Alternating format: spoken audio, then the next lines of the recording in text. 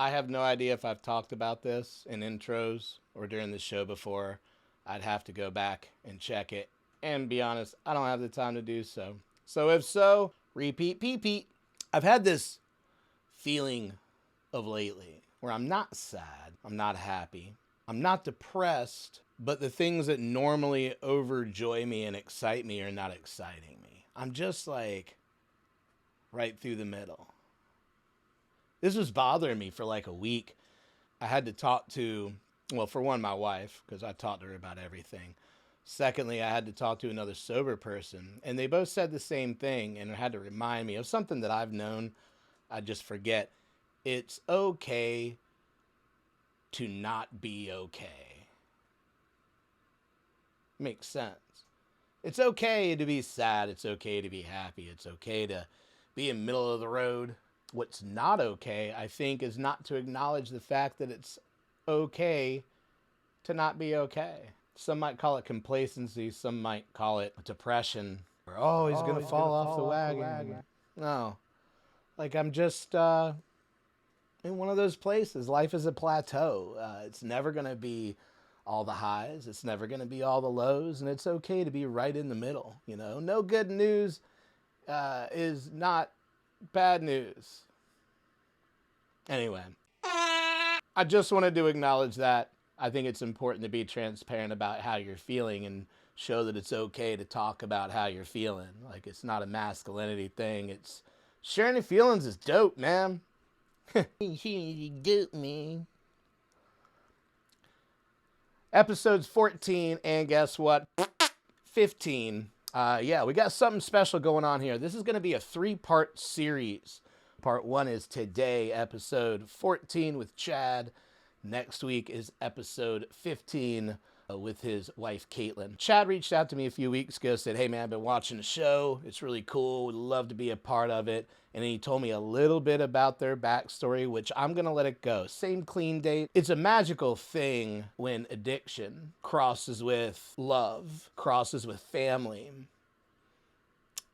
A lot of times, statistically, you don't see a happy ending come out of that. And right now we're seeing a happy ending. And that's what this show is all about, is happy endings, being able to maintain clean time. No matter what your situation is, method is, we don't judge here, right? I loved talking to both of these two. And then there's going to be a shorter episode, if not a mixed cross episode, where they're going to be together talking. I love this. I love talking to both of them. They're sweet people. They had us over to their house. My daughter and their older daughter loved playing together. They might be BFFs now. We'll have to see if we can get them back together soon. My daughter has been talking about it. Yeah.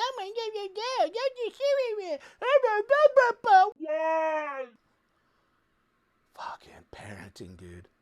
Anyway, here's episode 14 with Chad.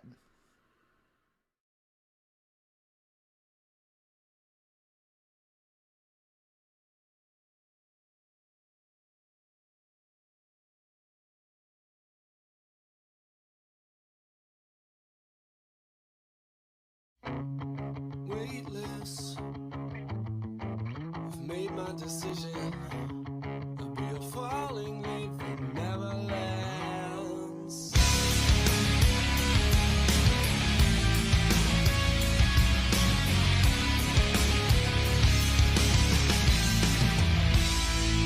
When I dream, nothing really matters. I'm full. So, yeah, I just amazing just hearing about you guys, like from Caitlin. I'm going to get your side of things too. So, what is your clean date? My clean date is the same as my wife. It's January 2nd, 2021. And what was January 1st like for you? January 1st. So there's actually like so my last use was here in Wilmington. But the day before that we were in Vegas. Yeah. And Caitlin we were before that we were in a hotel room together figuring out what we were going to do. Caitlin hopped online and found us somebody to fly us out to a treatment center.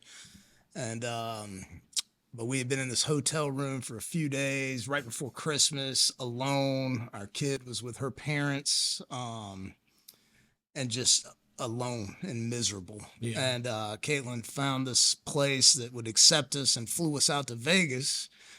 And we were there for about 7 days. And then they kicked us out. So they told us that insurance was kicking us out. We had to come up with $16,000 to stay. And I called my dad, and I'll never forget. That was the first time that my dad refused to help me. And I called him and I said, "Hey, Dad, they're kicking me out because of insurance." And he said, "Son, I can't help you." He said, "You're going to have to figure it out." And so I went to the people there, and I was like, "I don't know what you want me to do." And they were like, "Well, we'll take you to a homeless shelter." So I had my beautiful wife with me. And I was like, "Man, this is where we're at, dude. We're about to be at a homeless shelter in Vegas." And man, the patients in the rehab bought us plane tickets to get us back home. And we flew back into Charlotte. I hopped in a car. We luckily got into Wilmington Treatment Center. I don't even know how. It's like such a God thing. I'm not a real religious person, but you know, I do believe in a God. Like this is the only way that I'm here. And so so we got into the treatment center. I don't know how it was paid for. I don't know anything. But I used one last time on the way there from Charlotte. I got to Wilmington and I used and then we went to treatment and that was the last time. And you know, I sat in there and I was mad. They served us with papers, a court order, and took our daughter from us. And, you know, I was mad at everybody. I was so angry. Was there a little bit of understanding behind it? Be like, okay, I get why they're doing it. I'm kind of glad. So for the first few days, no. And I was just went nuts, dude. Like I went nuts. And like the whole treatment center was in on it. Cause you know, after a while you become to know these people. Like I've been there 6 times, you know what I mean? So like, and so they had all been talking to my dad, everybody, and it just felt like everybody was against me. And I was coming out of that fog and I was just like, yeah, what in the world? And like, that was probably the toughest thing that I've been through ever was realizing the realization that I was not the best thing for my daughter. Like the gives me the EBG, bro. I'm telling you, man. And I'm a crier, way more so than Caitlin. I get emotional, but I like sitting in treatment alone, mad at everybody in the world, it's like a shift. It was like a whole my perspective on things. I sat there and I was like, man, how fucking blessed am I to have the support that I have and to realize that they were doing this for her. It wasn't about me. Yeah. You know what I mean? And it was the love that they had for her. Cause to this point in my life, I had been just a dirtbag, you know what I mean? And I got like some brief glimpses of being clean. And then like we started our family together. Caitlin and I started our family together. And that was a beautiful period of time. And I'll never forget my daughter's third birthday. And her saying, I was going to cop, and her saying, no, daddy, don't go. It's my birthday. And I walked out that door. You know what I mean? And I think about that often. I tell guys at work about that story because that to me is just like the most selfish, like just dirtbag thing you can possibly do. And I did it. You know, that was me. That's my story. But we had built this beautiful life and the gifts of recovery were abundant, and like to throw it all away. And, you know, we did that and had to go to court for my daughter. And luckily we had that support system. Her parents kept Layla for a year while we got our shit together. And a lot of people don't have that. No. You know? And so like I look at that period of time, like, and like, you know, when you're fresh in recovery and all the feelings and emotions and just all the nonsense going through your head. Oh man, it's not healthy thinking at all. Yeah. And so like, I'm just like, dude, this is just ridiculous. And I'm just such a piece of shit. And you start to believe that stuff about yourself, man. And, you know, my life today is just so beautiful. And it feels like so long ago, but like it happened. You know what I mean? Yeah. And like I look at all the things like when we got out, You know, I was working for a company and my boss paid for 2 weeks for both of us to go to a halfway house. Like I couldn't even afford that. And then he gave us $100 bill and I got some bread and some deli meat and all that. Like we didn't have anything. And like to look at where we're at now and like the life that we've built, it's amazing. Well, when was that point to where something clicked and you were just like, holy fuck, this is the direction I gotta go? You know, I don't really know the point. You, you know, you want this thing. I want my family back. I want to be together, and it's just like realizing what I got to do to Yeah. get that. And I think one day I was just like, bro, like this is not my life can be great, or it can just be shit. What it is. Yeah, and like I can keep living in these twin beds at a halfway house and flopping around, and I've been doing it for 15 years. Yeah. You know, I went to my first treatment facility in 2003. Holy shit. The age of 18, 19 years old. And so that's just the path that I've been on for so long. What was your primary DOC? Cocaine and heroin. Yeah. And you know, and now you know, my last run, I guess that last 2 years of me using in Charlotte was, you know, I just kept on overdosing. Yeah. And like how amazing is it that I'm still here? Like that's the crazy part to me. Like Caitlin's had to hit me with Narcan. I've overdosed behind the wheels of cars, wrecked car. You know what I mean? Yeah, Like it's just you just so out of control. Yeah. And like And we don't think of it like nah, not think at of all. it is this is our life. This is the way it's going. This isn't dangerous. And like, thank God I didn't kill anyone. And like the fact that I'm still here, the trauma that went along with my last relapse, it's just when I think about it, I'm just like, I've said things to Caitlin during that time that I can never take back, that I'll never forget that I said that. You know, walking out on my daughter to go cop on her birthday, just things during that period of time, like. Dude, what a piece of shit, you know? You know, luckily,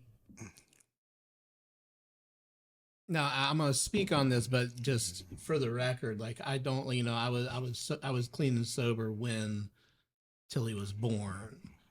I haven't, I don't. People always like I've gotten emails from people saying you can't say you're never going to drink again because that's not how this works. I'm like, but motherfucker, I'm never gonna drink again. Right. My daughter's never gonna know that. Robin was told on our first week, or when we finally were like, I love you too. Mhm. It wasn't that far into it. Like we were just the universe brought us together at perfect time.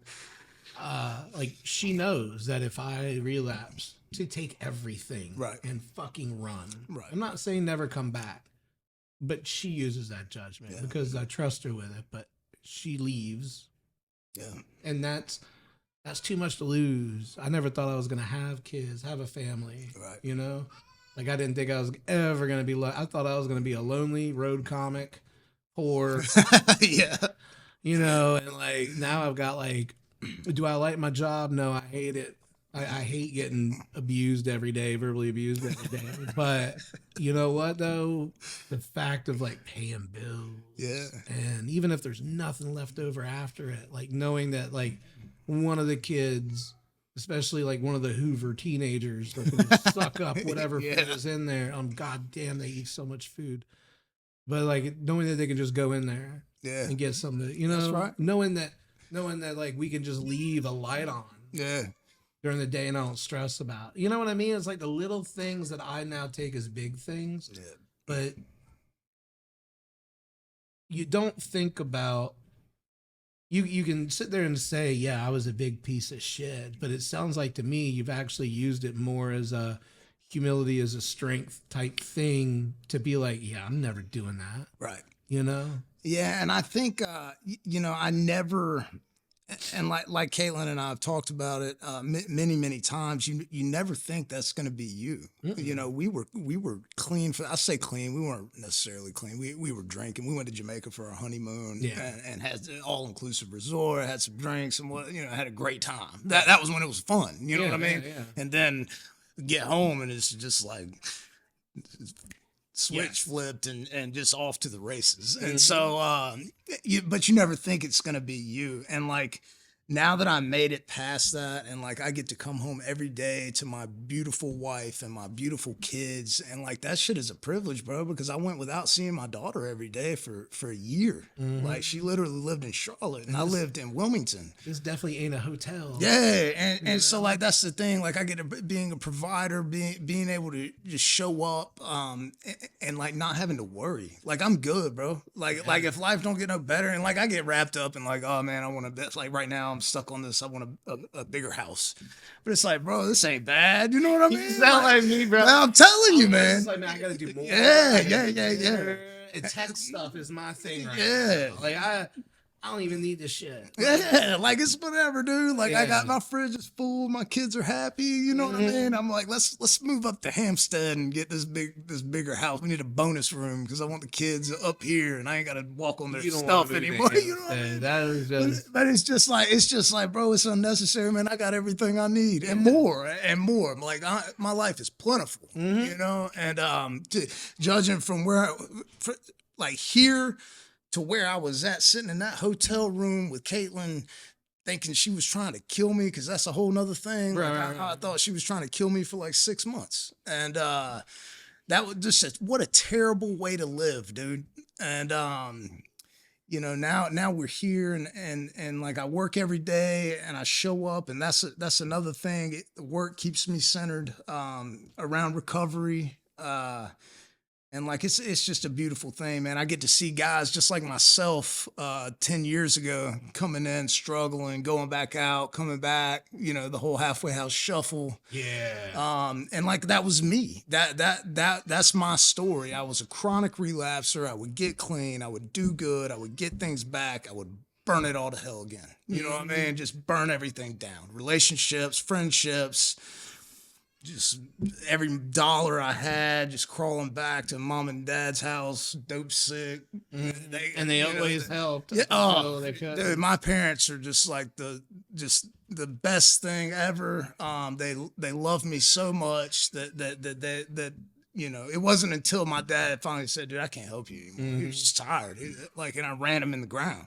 Yeah. I moved in with them, stole from him, lied to him. I got a little brother who watched all of this, and luckily he didn't turn, he learned. He watched my mistakes and decided that ain't what I want to do, dude. Because I've done every drug that I've done. I've done it with him. You know what I mean? But he can stop. He could just walk away from it, but it pissed me off at the time. But like, thank God. You know what I mean? People always say, like, I always hate people that can just have a drink and walk away. And I'm like, no, you know what? I don't, because I'm here and I have this life that I have now. I have the strength that I have now because I am who I am. Yeah. So there's no point in being like, oh man, I just be robbing a 40th birthday party. Yeah. And it was at a brewery. Yeah. Not a brewery. I don't know what the fuck it was. It was a bar. There you go. And like, I'll in those situations, I'll have like an NA beer. Yeah. It's not a thing. It wasn't, I love the taste of beer. I can't handle alcohol. Right. Correct. So it's like, like I'll have one of those and those things. But even then, like a friend of mine asked me, he was actually on an episode, he was just like, that doesn't bother you? I was like, no. Yeah. Because nothing's gonna fuck up what I've built for myself. Plus, this is hops. Yeah. It's not alcohol. Right. And like I went out straight out of rehab back into bars to do comedy. Right.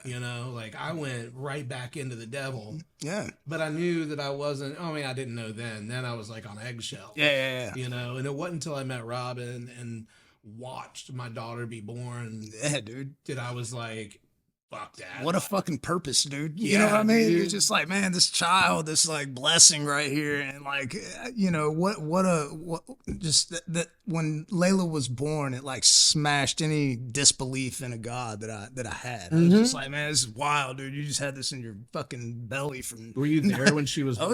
Oh yeah. I cut the cord, all that shit. Too, nasty. You know? It was awfully amazing. And it gave me, like, I loved my wife. Like, we didn't get married until he was 3. Yeah. But we've been together over 6 years. Yeah. Like I have a different outlook on women as general. Oh, absolutely. After, like, dude, what the strength of it. Or just pussies. Yeah, dude. Pussies, yeah. Dude. I got this cold right here. Like, I just birthed a fucking child. Robin goes and deals with all these toddlers. Yeah. She birthed 3 children. And then she's like, oh, I don't feel good. All right, I'm gonna clean the whole house. Yeah, I'm like, why? Like, I get a sniffle. I'm in bed watching, curled up. Yeah, can you bring me some soup? And that's why, and I shouldn't even say pussy. I should say we were a bunch of dumb penis because there's the most wussy, useless tools except for one thing. Right. Anyway, I digress. Yeah. But so when was this? This is always a fun question to ask. Since you've been clean, have you had a moment yet to where it just kind of clicks and hits you to where you're like, holy shit, I'm doing this? Yeah. Absolutely, man. Probably. I've had more than one. You know, December 16th, we closed on this house right here. You know, and we did that. You know, when we got our daughter, it's such a crazy chain of events. Like, I had gotten this. We had gotten a house, and I'm a convicted felon. Nobody will rent to me. You know. So we were getting our Layla back, and this was 2 years ago, a year or two ago, whatever. And we had this house lined up, and last I'd paid for $6,000. I had paid for first month's, last month's, security deposit, all that stuff. Gave them cash, and then right before we were supposed to get Layla back, they called me and were like, "Hey, we're selling the house. We can't let you get the house." And I'm like, well, "Where's my money?" And they were like, "Oh, we don't have your money." And I was like, "Dude," and you know, you create when you're using, you create this person that you feel like you gotta be stone cold, you know, bad at, you know, whatever. So I'm just like, "Motherfucker, give me my damn money back. I'm gonna fucking show up at your house, blah blah blah, all this shit." And you know, and so it all worked out, man. And we got our daughter back, and life was good, you know. Yeah. And it's just you go from these extreme, and I was early in recovery, and acted out, and I was an asshole. Still don't talk to those people because I felt like they were scamming me the whole time. But that's beside the point. But we did that. We got our daughter back. We completed a year clean together. You know what I mean? And it's just our relationship is just bro, I don't know, dude. When I married the woman of my dreams, you know, and then used with her and found out that we were not perfect people, and you know what I mean, and overcoming that. There's just been so many instances where I'm just wow, this is my life today, and I'm just so grateful on a daily basis. It's usually the times I find it's the times to where everything is the most calm, and you get that one feeling of discontent, or I'll be sitting on the couch with Robin, we have a sectional you guys had. Well, I'll be laying one way, she's laying the other, our heads are kind of together, and then I'll just sit there and I'm it's almost like she knows, she'll just kind of reach over and grab my hand or pat me on the head, and then oh, fuck, here I am. Yeah, my kid's asleep. My kid was shot. That my body helped me a little bit. Yeah. You got the fun. And that's those moments to where it's everything's calm and you're starting to get that I got to do something crazy right now. Yeah. And then no, you don't. Nah. Because what you have is crazy, dude, in the best way possible. And so you know, and I always go back to it's so crazy to me, like getting clean and having some clean time and then going back out because it's just like so much worse every single time. And like the last time was just so bad because like there was another person involved. Yeah. You know what I mean? Like a whole another addict together. Like when I used by myself.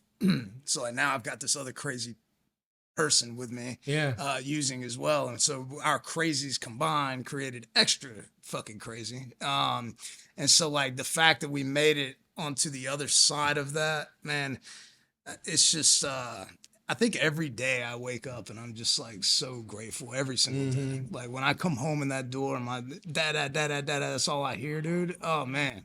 It's just like all is right in the world. I don't need anything other than that. No. You know what I mean? That's the only thing. And it's just, it blows my mind that like, this is my life today. Yeah. And it's never, it gets frustrating.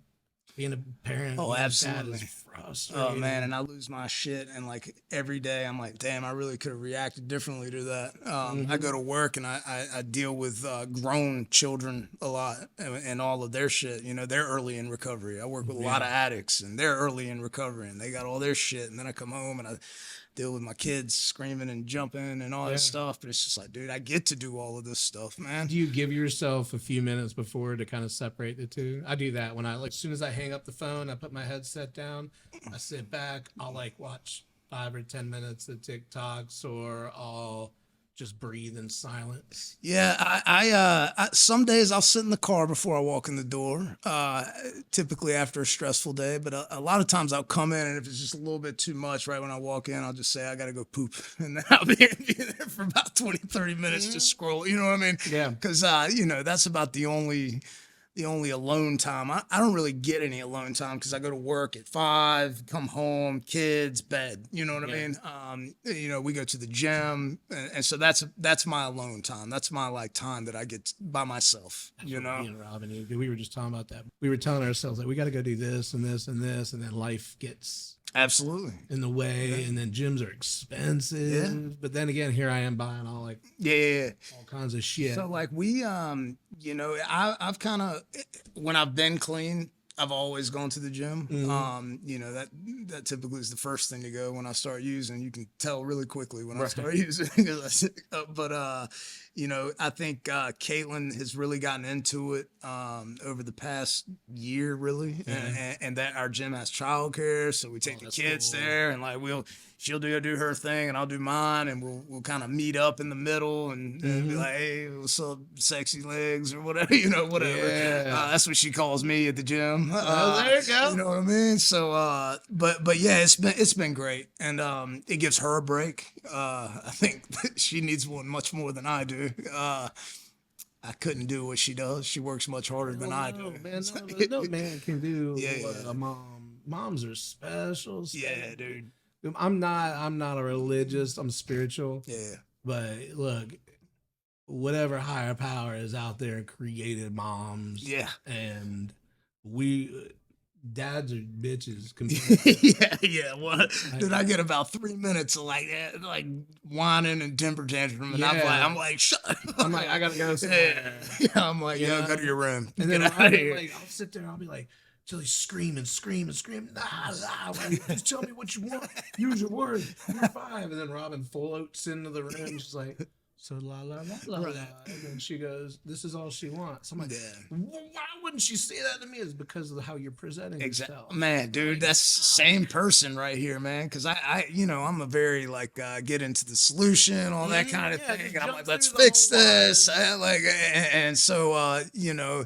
And I think we balance each other out very well in that because she's kind of one of those people that likes to shut down. So like when we have an issue in our relationship, I'm just like, hey, let's get into this, let's fix it. She's like, well, sometimes I don't want to fix it. I just want to be heard. And all that sometimes bullshit. you shut the fuck up and listen. Exactly. As Robin told me that. I was like, well, I'm just trying to fix it. I don't need you to fix it. Exactly. Shut the fuck up and listen. Exactly. And I'm like, okay. And I struggle with that. And I sometimes I want to put what I think she needs to do, you know, because I know everything. And she's just like, and so like, and so she has so many women and all of this stuff that she bounces things. She don't need my fucking opinion about anything, really. I'm always wrong anyway. That they're not going to be able to figure out in a better way, right? Because it's always the dynamic of, yeah, you're the love of my life. Yeah, you're the father of my kid. Yeah, I don't want anyone else but you. But your solution is not going to help me. Right. Whether it's right, whether it's wrong, it's your solution. Yeah. And it can't. I don't need it. you. I don't want it. Yeah. Her sponsor could tell her the same thing I said. No, guys, the best advice ever. I said that. As long as the solution has. That's right. That's right. I mean, that's kind of where I'm like, man, I don't even know if there could be like two of me in the house. Like, I don't know how y'all do it, man, because there's like two, because we as addicts are obsessed about so many things at once. Oh, yeah. And if you put two of those obsessing about either the same, if it was the same, I bet it would be easier. If it was different, man, like, I don't know. Like, Robin doesn't obsess about anything. Right. Like, she's like, oh, we want to do this to the house. We're going to do this and this. We need to save it. Like, she pinches pennies, like, amazingly. Man. I'm like, yo, I got $40 left. Dog, I feel like we're like the same person here. I gotta go. Caitlin don't buy nothing, bro. Energy drinks, 3 for $4, and man, it's too good of a deal to pass up. Like, man, this game I'm only gonna play once is on sale for $14. I've got 40. I can afford that. But then I don't think about the next 2 weeks. Right. Yeah, Caitlin is she doesn't want much, and I'm very lucky because I'm one of those people that hyperfixates on things. And like last week, it was buying a new house. This week, it's putting built-ins here. It's always something, man. I get these ideas, and I think about them constantly, and it's how my addiction is playing out now. It's I'm not currently working on myself, and Caitlin is, and so she's much more level-headed than I am. You know what I mean? So it's I can definitely see when I start to need to reel it in. You know what I mean? At least you can acknowledge. Yeah, a lot of us don't acknowledge that. 100%, dude. And she'll tell me. She lets me know. She's like, "Oh, you found something else to hyperfixate on." I'm like, "Shut the fuck up! I don't need you to tell me. Like, I know what I'm doing." You could have said it a little nicer. Right. So she calls me out on my shit. Yeah, no, Robin does me too. She does it in a way. It's like she doesn't call me out. She said it's almost like there's like a subconscious thing of like I've been hypnotized. There's a trigger word. Yeah. Like I'll think about something. She'll go popsicles. And I'm like, I don't need this right now. Like, I don't know what it is, man. Tell her to talk to Caitlin. I need one of those words, dude. I need one of those. I don't even know what it is. Man, I do. I'm bad about it, man. I'm like, oh, we need to paint this house right now, and I'm gonna go buy all the paint. Hell, I got paint for my shed out there that I've had for 3 months, maybe longer than that, 5-6 months. You see how well my shed's painted. I got the door painted on it, and that's it. Spent like $150 on paint. Watch Tony's episode all the way through. He talks about, because he does the same thing that we do. He talks about how if he's really obsessed about something, he goes, okay, you know what? I'm going to give this, I can't remember if he said like 2 weeks, 7 days. And if it's still there, like you decide on it, and you set it aside for that amount of time. Yeah. And if it's still there and you can still justify it as a necessity and you can afford it and it's not going to set something, then go ahead. Yeah.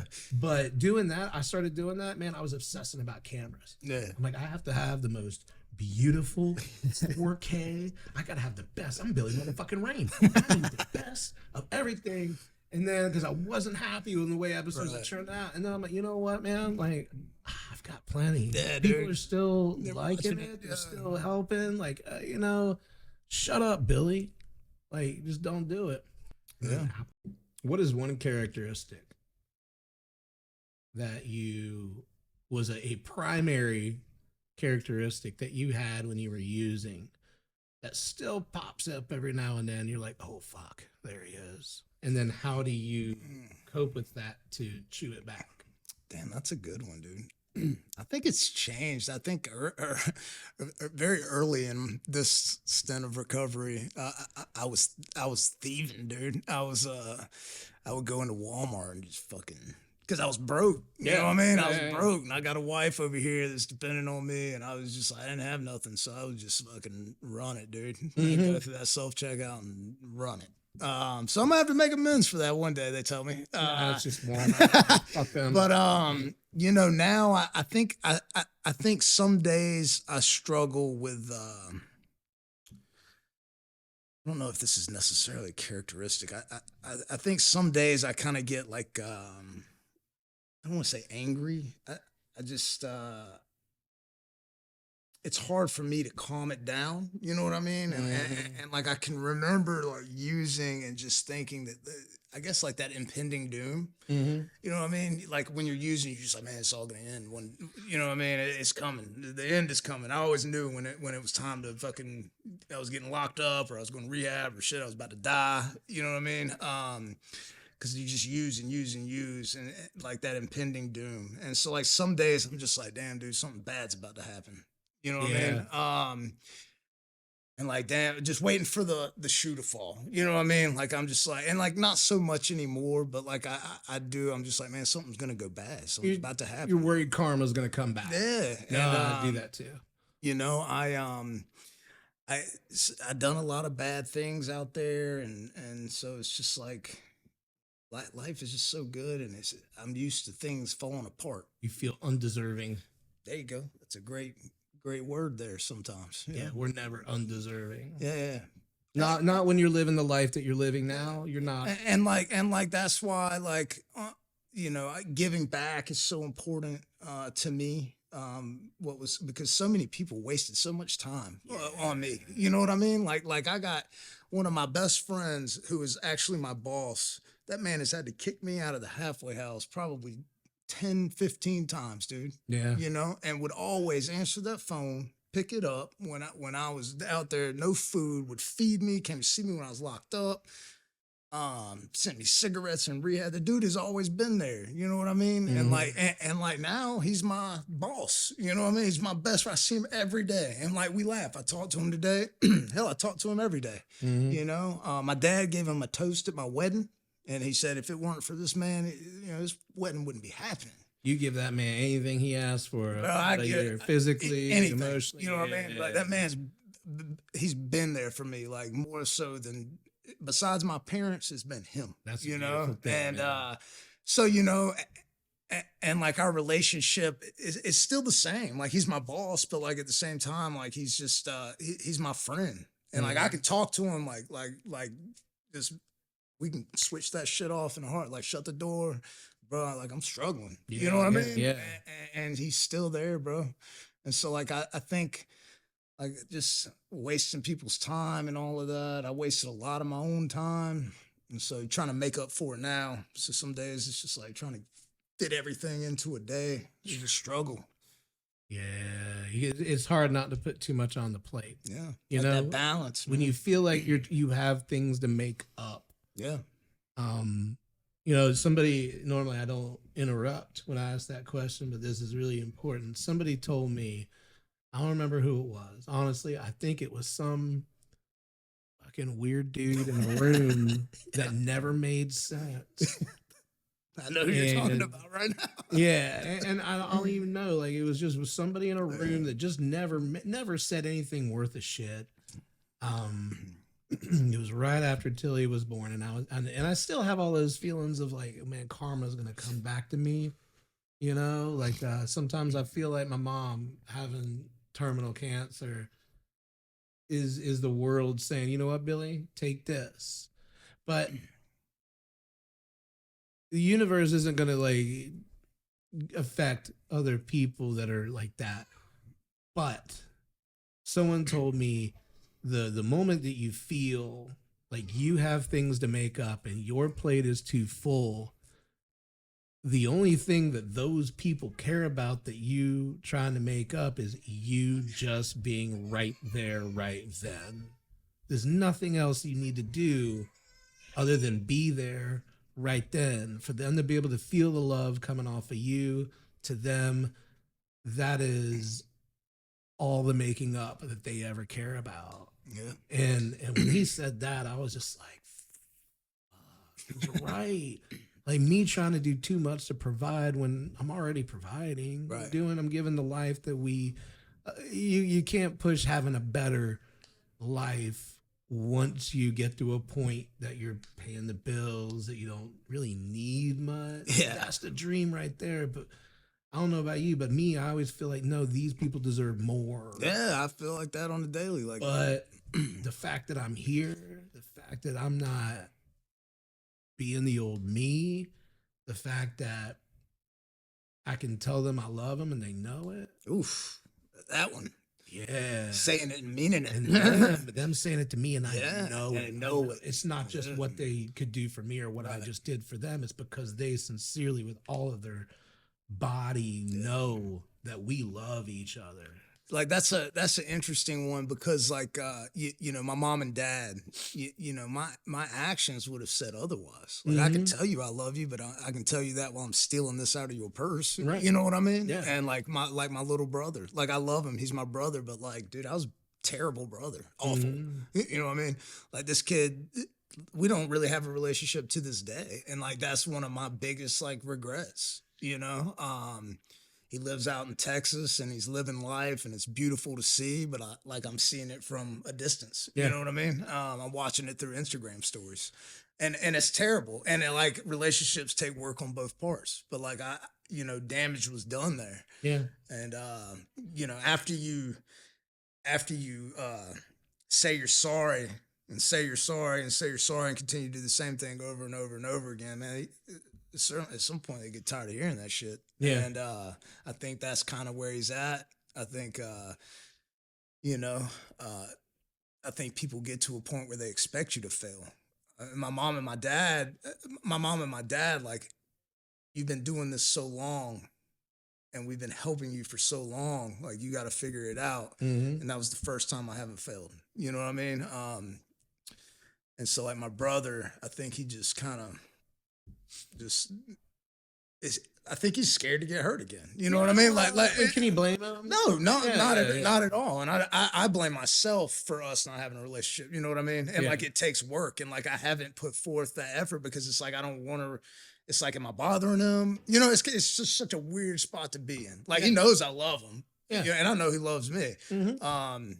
But it's just, you know, he's waiting for the shoe to drop. Yeah, exactly. And there you go. One day he's gonna realize you've been wearing the same damn clean shoes for a long time. Exactly. And then, like, I didn't have to make amends. Yeah. Like I was always the clown, the jester. I was the one that would drink with everybody, and then once I got too much, they'd be like, "Okay, kick him out." Yeah. You know, like I didn't have the chance. I was so recluse when I wasn't performing, when I wasn't turned on, like the performer Billy, I was by myself. Right. I drank more by myself than I did anywhere.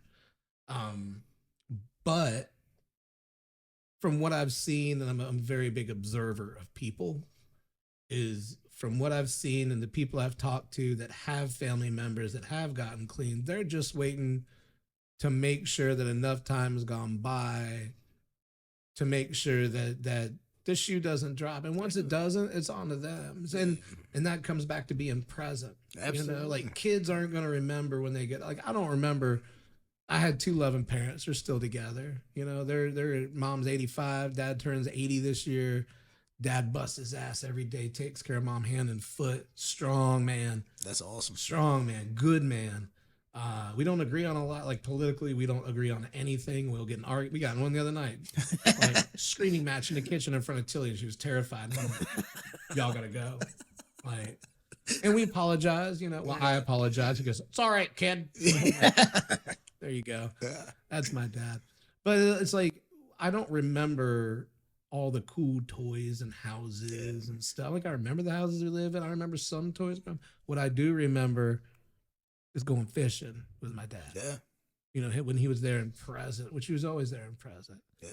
You and I have it made to right now is where we understand the new skin we're in. Yeah. We understand the responsibility it is to raise these people to not have anything hereditary passed to them, or at least have the understanding to it, to give them a better life of just being there, open, honest, make them feel loved.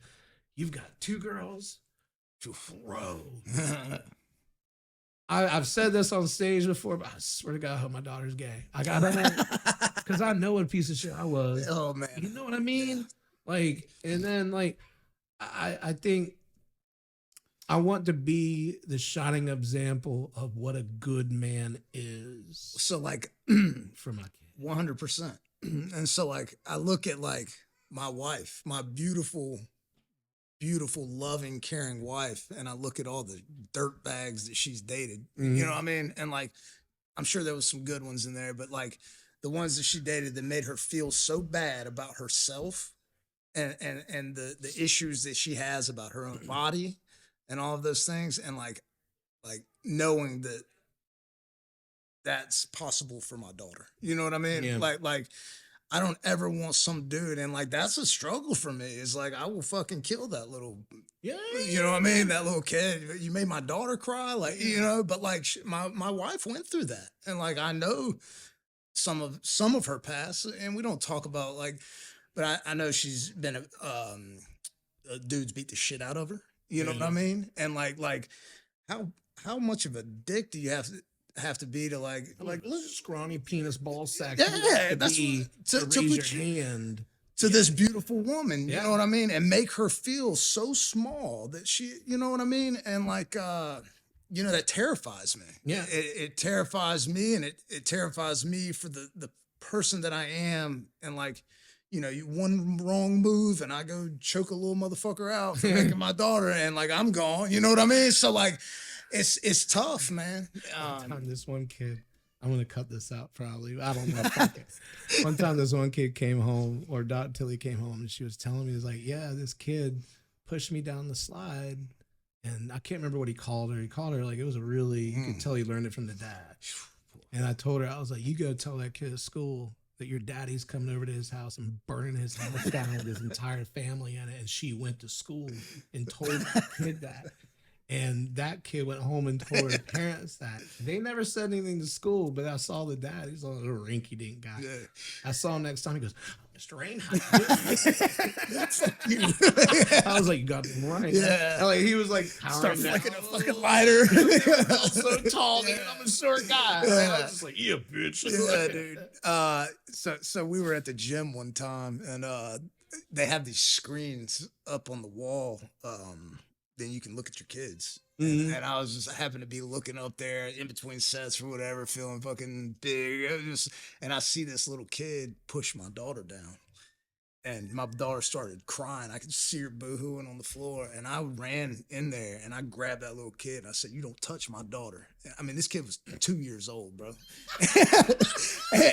the girls in the gym were just staring at me. And I was just, bro, I was like, "Don't touch my fucking kid, dude." Yeah. Like, I about went to jail that day. Like, you know what I mean? Like, and so like that scares me, dude. I think I scared the girls in the gym. Like we laugh about it today, but I'm just like, bro, that's my kid, bro. And somebody done touched my daughter upstairs. But yeah, man, that was you know, to react like that, and like that's I got to keep that in check. You know, because it's gonna happen. How do you keep it in check? Because I do have a good because we have the same thing. That's my thing. Yeah. Once it's hot, it's hot. You know, and so you know, I like luckily I got all day long. I got a bunch of people that I can bounce things off of. Yeah, all day long, and I have that, and I'm very fortunate to have that. Like, and I talk to these people constantly. I'm in constant contact with them all day long, and so if something happens, I'm just like, man, this is some bullshit right here. I need to sit down and have a convo about this. And then we got golf clubs all around the office, and we just start slamming them around and just, you know, getting some aggression out. But it's tough, man. It's a struggle, and you know, sometimes I lose my temper with them, and it's gonna happen sometimes. I mean, it's for people like you and I that it doesn't take long for that burner to turn on, but it takes forever. Turn it off. For a dude told me one time that he was just like, you know, have you ever taken a James Bond shower? I'm like, what do you mean? He was like, it's where you take a normal shower, but right before you get off, you turn it as cold as you can and count to 60. I'm like, all right. He goes, remember that feeling when that cold hits you? Like you turn into the biggest sissy version of yourself between that 60 seconds because everything's so cold. Like every every thought, it's the survival at that point to be like, oh, okay. He was like, every time you get high, I want you to think of turning that water cold and just sit there for a second and think of that cold water. A couple months ago, and I've always done that. And it's been a while since I've gotten that high, but a couple months ago, I saw this dude, little cocky little son of a bitch at the grocery store, push this old man's cart out of the way. The old man was scared. And because the guy like walked away to get something, and the guy didn't see, he didn't have a cart. The little guy didn't have a cart or nothing. He just put 2 items on. My stuff's coming. He didn't put a divider. It's completely his fault. Old man comes up with his cart and starts putting. Guy takes cart, goes, I'm in line here, old man, motherfucker. And then, boom, I was on fire. Red. On fire. And I was like, Tilly's sitting in the grocery cart. I'm like, cold water, cold water, cold water. Holy shit, that, I don't know how long I can stay there. And then I opened my eyes and he said something else and I was calm. Yeah. And I was like, damn. Hey man, just to let you know, no offense, I don't want to get into it because my daughter's right here. So if you could have the respect too, you didn't have a marker here. You walked away. You've been gone for a few minutes. He didn't know. So please don't act like that to him. He didn't deserve it. And he goes, oh, you want to get? I'm like, dude. I will fucking break you. I was like, no, I was like, brother, my little girl is right here. So I am going to chill and walk away. But I have no problem in putting her in her car seat and coming back and fucking finding you. And I closed my eyes again, had to do the cold water thing again. And I looked over at Tilly. She goes, Daddy, are you mad? I'm like, no, baby, I'm good. Damn. And that cold water thing, man, I'm telling you, anytime, no matter what it is now, and I've used it a couple more times. People at work, things not happening at home that are my kind of controlling. Like, I'm not controlling. My wife runs the house. Yeah. Like, I don't know. I show up. I do what I'm told. I get it, dude. Things clean. But it's like, man, that cold water thing is like just. Bro, one of the things here, I bought myself a John Deere lawn tractor. Oh, there you go. And my daughter, Layla, she just more toys than she knows what to do with, but she takes them out in the yard and she just leaves them in the grass. Mm-hmm. And so I say, Layla, I'm going to go cut the front yard. I need you to go pick up all your toys from the backyard. Mm-hmm. Okay, Dad. It just doesn't do it, though. Bro. I'm like, it always reminds me of that video where the boy, the kid, the dad runs over the kid's video games or whatever on Facebook or whatever. And I'm just like, Layla, I swear to God, you're gonna stand right there, and I'm gonna run over every single one of these toys out here, and I'll just lose my cool about that. Just like, pick your shit up. But I remember my dad used to say the same thing to me. Yeah, you know, yeah, crazy man. My dad laughs so hard, and I'm just like, I say something to her, and then I look over at my dad, and he was like, bro, and I just like, my daughter is so much better than I was, you know what I mean? And so I like, I can't even get too mad, bro, because I was just a fucking handful. Like, yeah, my parents, God bless them, they were amazing parents. On that note, when you have a dream, it may be like, oh, this was a whole 2 days of my life, but it was only 5 seconds. Yeah. You can think of your whole entire life in that same 5 seconds. Thinking about from as far as you can remember to right now, what are you the most proud of? Probably these last 3.5, 4 years, like it's crazy, but I spent so long. I started using it at a very young age, and like honestly, like being able to show up for my parents and giving them their son back. Like the other day, dude, I'm probably gonna start crying. But the other day, my mom we don't really talk a whole lot. Yeah. I love her. She loves me. I know that. Me and my dad talk probably once a week. Me and my mom probably talk once a month. Yeah. But, man, out of nowhere, my mom called me, which is really strange because she don't ever call me. And she'll probably listen to this and she'll call me. I do too, call you. I called her today, but, she called me probably 2 weeks ago and she said, Chad, I just wanted you to know I'm proud of you. You know what I mean? And, bro, like that shit, I don't know, man. It does something to you, And because they were not proud of me for a long time, you know, and just at wit's end. I can't even imagine, dude. Like my parents have walked in on me shooting up. You know, my dad took me to turn I was on the run. He didn't take me to turn myself in. He turned me in. Yeah. And but they were nice enough to let me come home to withdraw before I turned myself in. And hey, mom and dad, I need to come home. I gotta come home. I'm gonna turn myself in. Can I withdraw at your house? Yeah, come on. And I just a month of me not withdrawing, stealing from them. So my dad, Chad, let's go for a ride. Gets me in the car and pulls up to the damn the jail. And I said, what are we doing? He said, you're going to turn yourself in today. And I'll never forget getting in there, getting handcuffed behind the back, and my dad giving me a hug. And you know, that behind the back hug, handcuffed, and he looked at me and he said, man, I just want my son back. You know what I mean? And so like, and bro, like today, like my dad's got his son back. And you know, we hit some golf balls together the other day. I hadn't done that since I was probably 11 years old, you know? Yeah. So like, man, like I'm just like probably right now, dude, my life is a dream right now. And, you know, you always get wrapped up in wanting more and bigger and better. But, man, if my life don't get no better than it does today, bro, I'm good. You know what I mean? Like, I'm good. And, like, my mom calling me the other day, telling me she was proud of me. Like, I set the phone down and started crying right then. Of course. You know? That's everything, dude. Yeah. You know, you're an impressive guy. You're a good guy, I can tell.